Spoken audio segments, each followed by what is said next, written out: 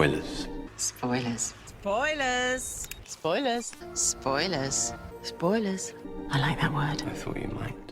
Hello everyone and welcome to another fan theories, and today we're going to be looking at another non-canon fan theory. Now today's fan theory is a very popular one, however when we look at the evidence there is actually more against it than there is for it, and so personally I consider it non-canon. In essence, the theory is that weeping angels are in fact condemned Time Lords, and that stems from this scene in The End of Time.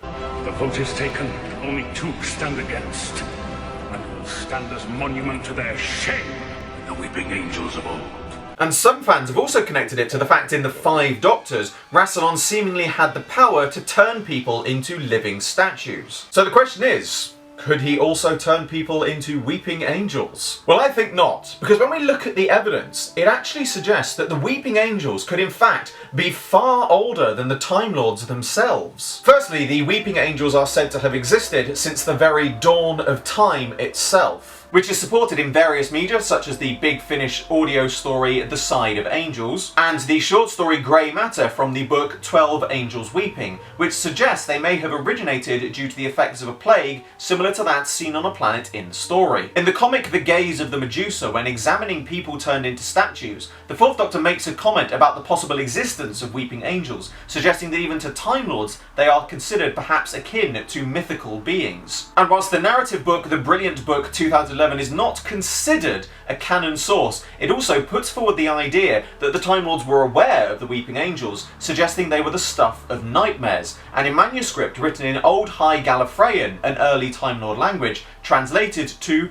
"It's behind you." And then we come back to the End of Time clip, in which Rassilon specifically refers to them as the weeping angels of old, suggesting that even to Time Lords, the weeping angels are considered ancient beings. And whilst the Time Lords themselves were considered an ancient species, they were in fact far younger than the universe as a whole, which in turn suggests they came into being after the weeping angels. Now at this point, a lot of people often usually say, well, weeping angels could just be displaced condemned Time Lords from the future, with some people even suggesting that the weeping angels could in fact be condemned TARDISes. However, this falls down when you realise it raises several unanswered points, such as generally Time Lords can't travel through time under their own power. They need an outside source or a machine. So if weeping angels are really Time Lords, where did this ability to travel through time under their own power come from? If the Weeping Angels are Time Lords, then why, as such a time-sensitive race, do not only the Time Lords not recognise them as such,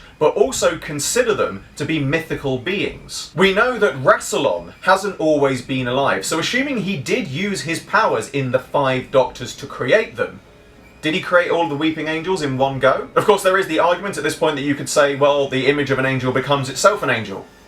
But where did that ability come from? If Rassilon really wanted to condemn Time Lords into weeping angels, then why would he give them the ability to replicate themselves or travel through time? Why did he even give them the ability to move at all? Of course, ultimately, and at the end of the day, you could make any number of counterpoints to explain all of these plot holes somehow. But personally, when you look at the history and narrative evidence, this theory really doesn't stand up and seems to have been purely based on that one line from The End of Time. In a similar respect, some people have even suggested they could be members of the Sibylline Sisterhood from the fires of Pompeii, purely because they cover their eyes. That's not evidence, it's coincidence. Now I'm sure this video is going to upset a lot of people, so I would just like to say, don't get me wrong. It's an interesting theory, and I can fully understand why some people like it. But personally, and I know for a lot of other people, when you look at the evidence, it just doesn't work. But that brings to a close another fan theories and a non-canon fan theories. As always, I hope you all enjoyed this video. Like, favorite, subscribe, share, it really helps me out a lot. And be sure to check out the description below for a link to my Patreon. You may have recently seen the reconstructed version of Mission to the Unknown Well. As you may know, I'm doing my very own figure animation version and you can get involved. There's exclusive content and rewards through my Patreon for everyone who does so, and everyone who does so gets their names at the end of my videos. I salute you all, and I will see you with another video very soon.